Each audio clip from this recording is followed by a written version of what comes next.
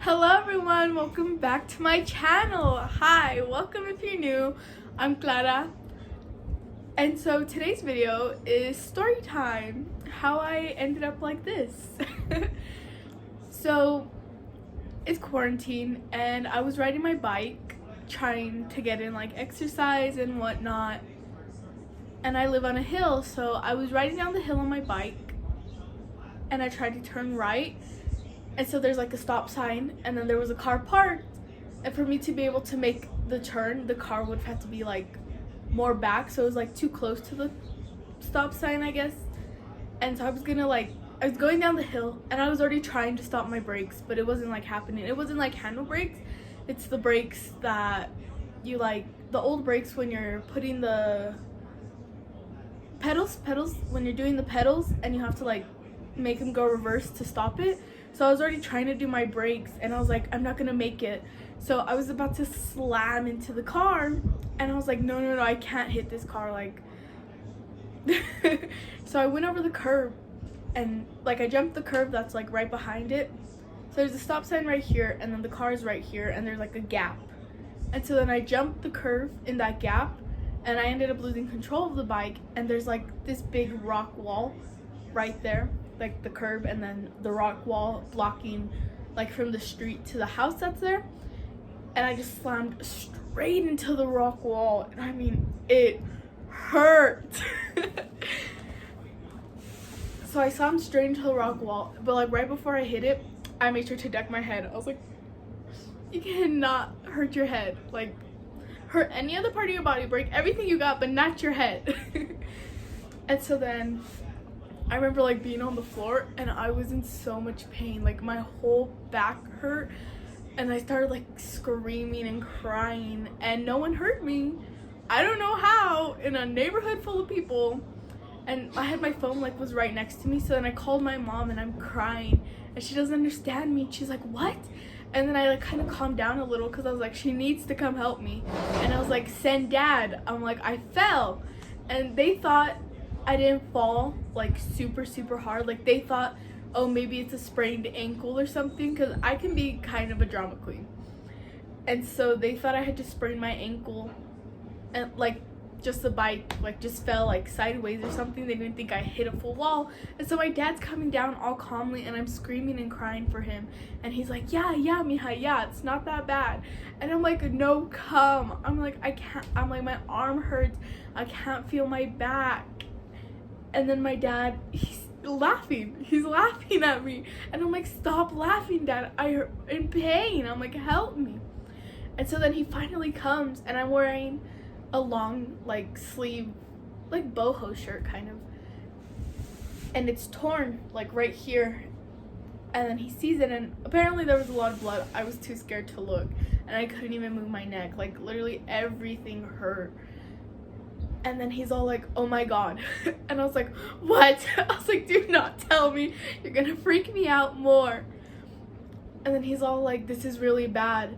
And so then he tells my brother and he's all like, he's like, go get your mom. He's like, go back up the hill, get the car and go get your mom, because I had to go to the hospital. And he's like, but we can't move you. So then someone in my neighborhood ended up calling 911. Like they came out to see why I was screaming and they were calling 911.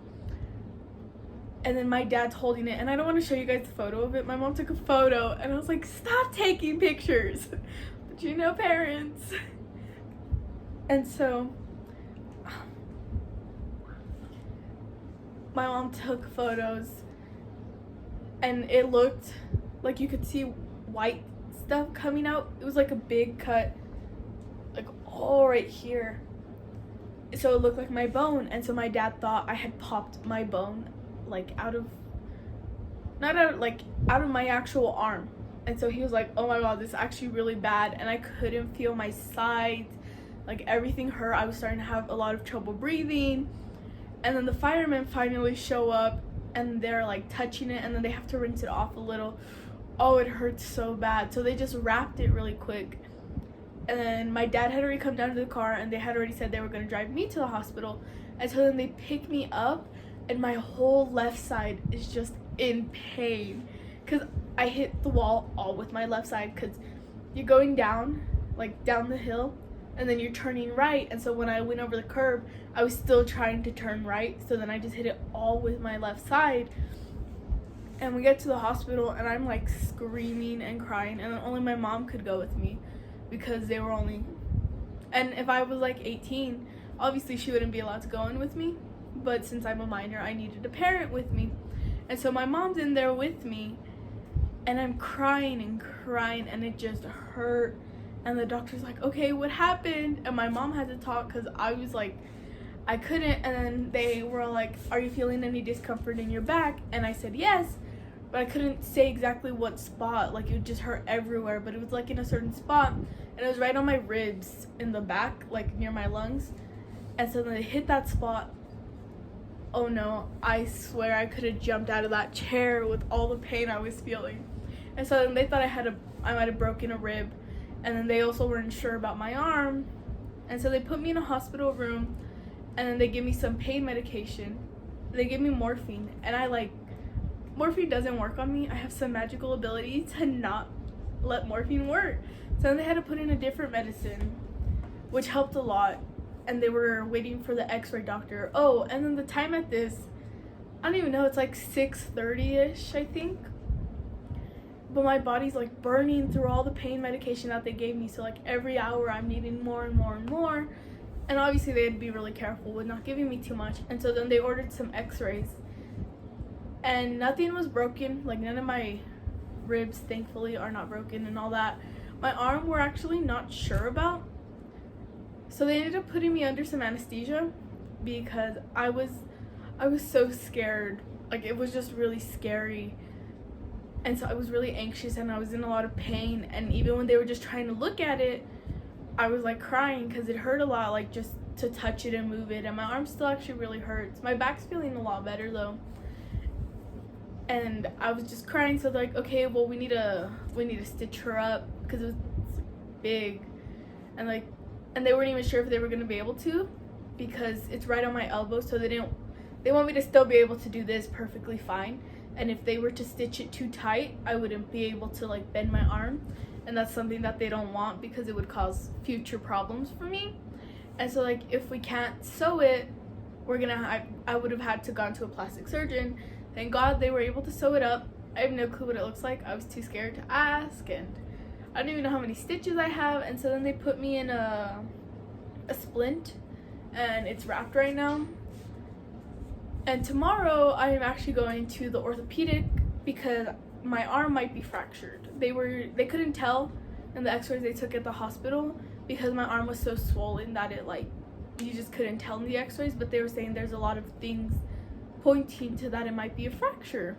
And I'm hoping it's not, because it sounds horrible. Like, just being in this splint, my hand is super swollen. Like, look. I don't know if you can tell. My hand's like super swollen. It's bad. And then I actually ended up going to the hospital again like 2 days ago because my hand was even more swollen and it was hurting. But it turns out I was wearing this wrong. I've never worn a brace or whatever this is called. I've never worn one before. I've never broken anything, so. And so I had it like all the way hanging down low, and they're like, oh no, that's wrong. It needs to be up to your chest. And I was like, you guys couldn't have told me that? Because when I left the hospital, they had it down low, but it's because I just gotten out of the stitches and I was really sensitive. But they didn't tell us it needed to be up.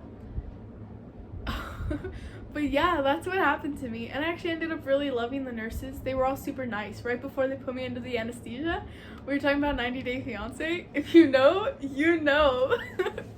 We were talking about that, and then the doctor had put the thing in my IV to put me asleep. And he's like, just think of happy things. And I was upset. I didn't want them to touch me. It hurt. And so I was like, is this your way of making me count down to 10? Or count down from 10? And then he laughed, and then it all went dark. And then they were telling me that I just cried for my mom. So yeah, that's my story time. I hope you like and subscribe. See you guys next video. Bye!